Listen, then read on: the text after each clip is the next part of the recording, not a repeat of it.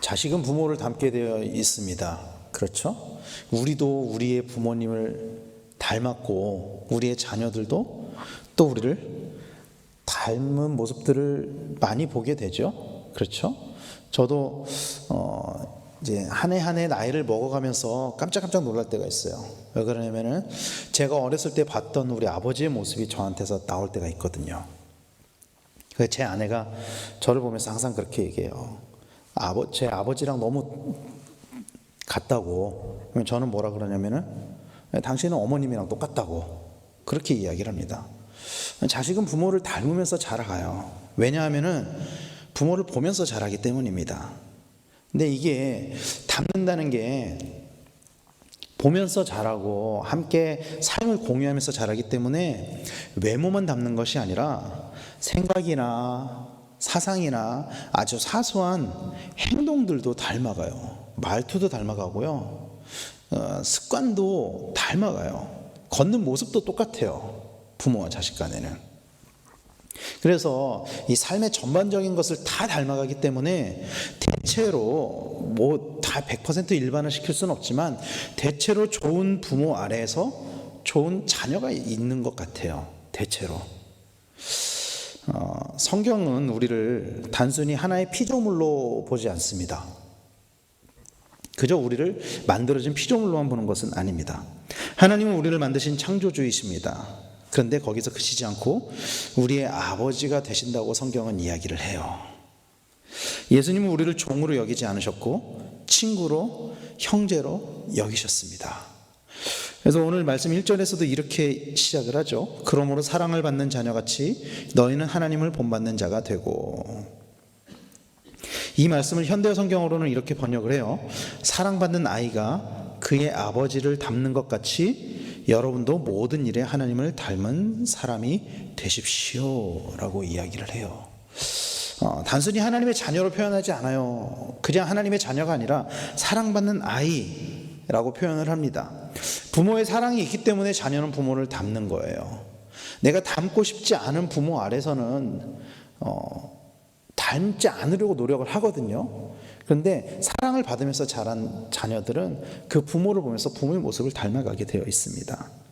그리고 오늘 본문에서 우리를 사랑한다고 했던 그 사랑을 받는 아이의 그 사랑은, 그 하나님의 사랑은 아가페타라는 단어를 사용을 합니다. 그래서 이 사랑이 완전한 하나님의 사랑이다. 우리는 완전한 하나님의 사랑을 받는 하나님의 자녀다라고 이야기를 하고 있어요.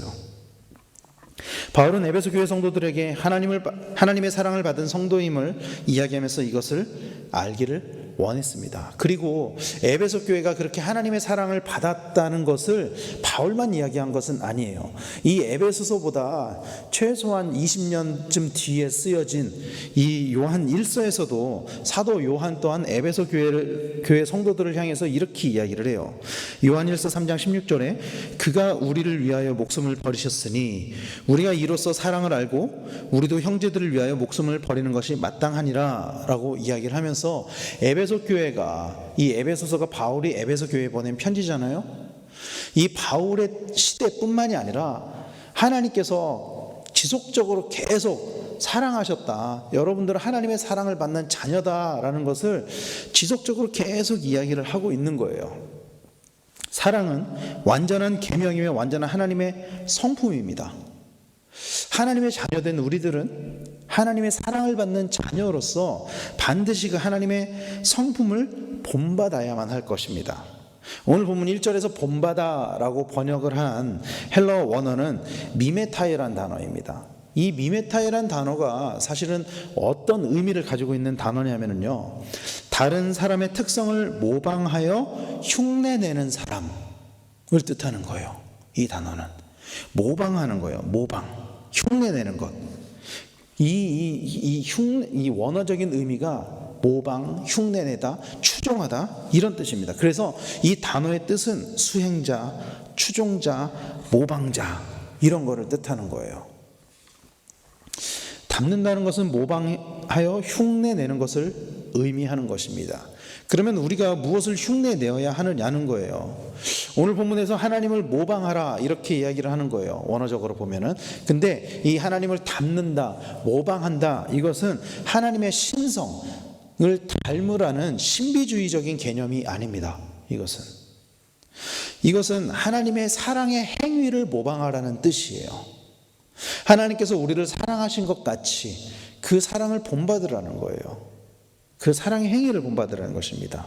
어떤 사람이나 신의 행위를 본받는다는, 이 모방한다는 것은 구약에서도 많이 나오는 개념이에요. 그래서 구약에서는 이것을 어떻게 표현하고 있냐면요, 여호와를 쫓는다 이렇게 이야기를 하고, 그것의 가장 대표적인 말씀이 레위기 19장 2절의 말씀입니다. 레위기 19장 2절에서는 이렇게 이야기를 하거든요. 너는 이스라엘 자손의 온 회중에게 말하여 이르라. 너희는 거룩하라. 이는 나 여호와 너희 하나님이 거룩함이니라. 여호와를 쫓는다라는 것이 여호와를 모방하고 여호와를 닮는다 라는 이야기입니다. 신약에서는 구약에서 이야기하는 그 하나님의 본질, 그 거룩함이라는 그 하나님의 본질에 더해서 행위까지 닮아야 한다라는 것을 이야기를 하고 있는 거예요.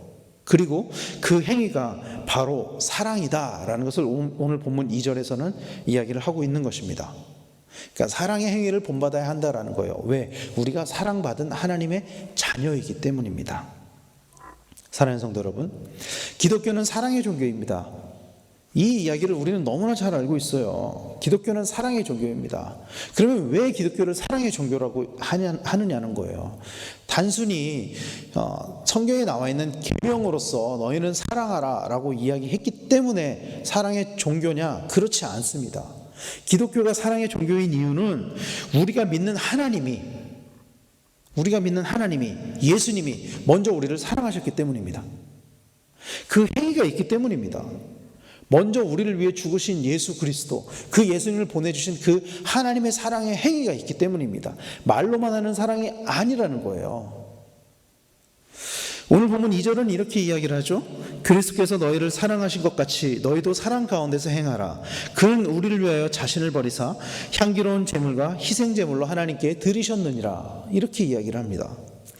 이 본문은 사실 시간상으로 보면은 앞뒤가 이렇게 반대가 되어 있는 거예요. 이거를 시간상으로 이렇게 좀 이해하기 편하게 현대 성경에서는 이렇게 번역을 했거든요. 여러분을 사랑하신 나머지 여러분의 죄를 없애려고 자신을 향기로운 희생제물로 하나님께 바치신 그리스도를 본받아 다른 사람을 한 마음으로 사랑하십시오.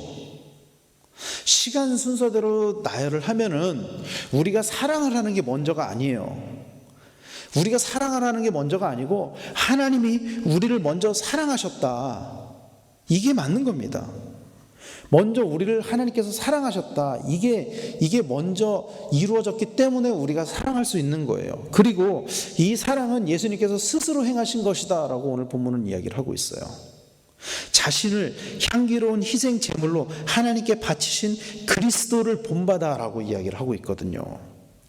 바울은 이 예수님의 사랑을 본받을 것을 권면하고 있는 것입니다. 사랑하는 성도 여러분, 누군가가 나를 위해 죽는다는 것은 결코 쉬운 일이 아니에요. 부모 자식 간에도 이거는 쉽지 않아요. 우리는 막연하게 내 자녀를 위해서 언제든지 내 목숨을 버릴 수 있을 거다라고 생각하지만 막상 그 현실이 닥쳤을 때 그것을 실제로 하는 것은 아무리 부모라고 해도 내가 낳은 자식이라고 해도 그렇게 선뜻 쉽게 결정되어지는 것은 아닌 것 같아요. 그래서 실제로 내가 낳은 아이들도 버리는 부모들도 많잖아요. 누군가가 나를 위해 죽는다는 것은 결코 쉬운 일이 아닙니다. 그래서 누군가의 죽음으로 생명을 얻는다면, 만약에 내 생명이 누군가의 죽음으로 얻어진 것이라면은 내가 가진 이 생명의 의미는 그 다른 어떤 것보다 소중할 수밖에 없는 거예요. 그 어떤 것보다 의미가 있는 삶일 수밖에 없는 거예요. 왜? 그 삶 가운데 다른 사람의 생명이 대가로 희생된 것이기 때문이에요. 그 삶을 위해서. 바울은 이런 경험을 2번이나 했습니다. 바울은 이런 경험을 2번이나 했어요. 첫 번째는 자기를 위해서 죽으신 예수 그리스도예요. 바울은 예수님의 죽으심의 의미를 알지 못했었죠, 처음엔. 그러나 다메섹 도상에서 그리스도인들을 핍박하러 가는 그 길에서 예수님을 만나고 비로소 예수님의 죽음의 의미를 알게 되었어요. 나를 위해 죽으신 예수님. 나를 위해 죽으신 예수님. 그래서 바울의 삶의 의미가 그 예수님으로 바뀌어졌다라는 거예요. 바울은 이 경험을 한 사람이에요. 그리고 또 한 번의 경험은 스데반의 죽음이에요. 바울은 스데반의 죽음을 아주 구체적으로 기억하고 있어요. 사도행전은 바울이 기록한 책이 아니에요.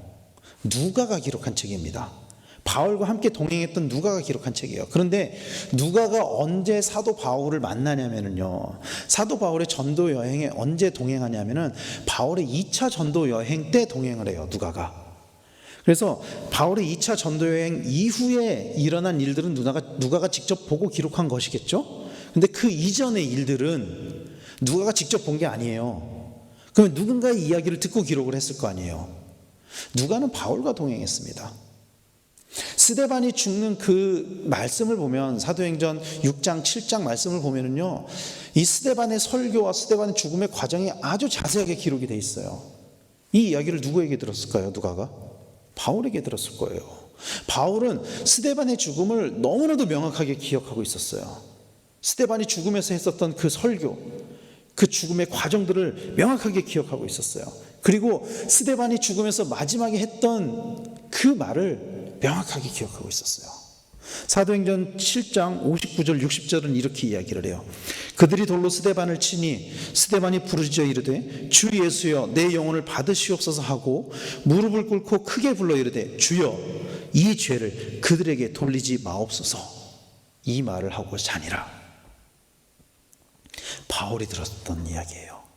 이것은 예수님의 십자가상에서 하셨던 그 말씀을 떠올리게 하는 이 이야기는 바울을 향한 이야기였어요.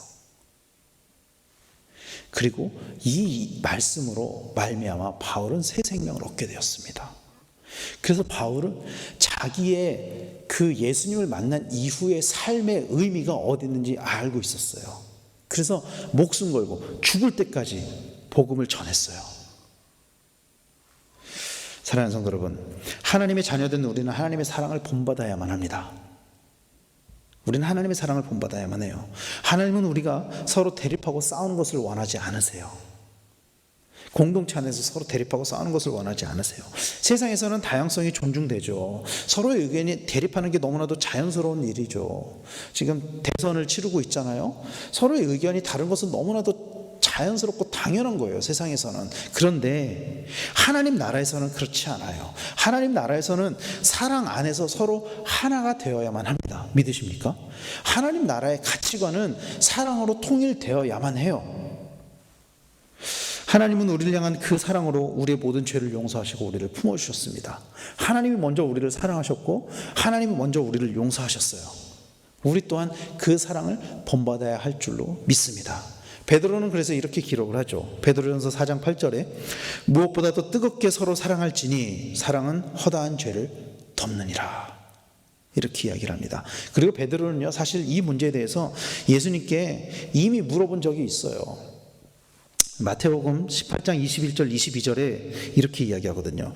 그때 베드로가 나와 이르되 주여 형제가 내게 죄를 범하면 몇 번이나 용서하여 주리이까 7번까지 하오리이까.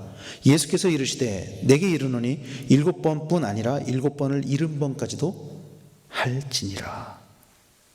베드로는 이미 알고 있었습니다. 그리고 베드로는 이 용서를 경험을 했어요. 우리가 너무나도 잘 알고 있는 것처럼 베드로가 예수님을 부인했을 때, 그리고 자신을 용서했을 때 아마도 베드로는 이 말씀이 떠올랐을 거예요. 하나님께서 먼저 우리를 용서하셨습니다. 그리고 그 용서는 끝까지 용서하시는 하나님의 사랑이라는 것을 우리는 기억해야만 해요. 사랑하는 성도 여러분, 우리는 용납하고 용서해야만 합니다. 왜냐하면 하나님이 먼저 그렇게 하셨기 때문이에요. 그리고 그 사랑의 행위가 우리 안에 있어야만 해요. 말로만 부르짖는 사랑이 아니라 행위로 나타나는 사랑이 우리에게 반드시 있어야만 할 줄로 믿습니다. 그것이 우리를 먼저 사랑하셔서 스스로 제물이 되신 예수님의 그 사랑을 본받는 길이라는 것을 믿으시기를 축원합니다. 이런 사랑이 우리 안에 충만하게 되기를 간절히 소망합니다.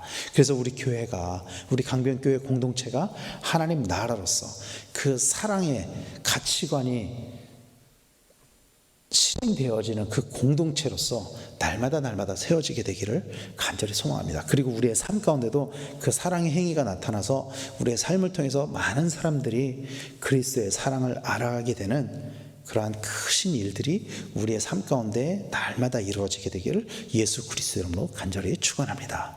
기도하겠습니다.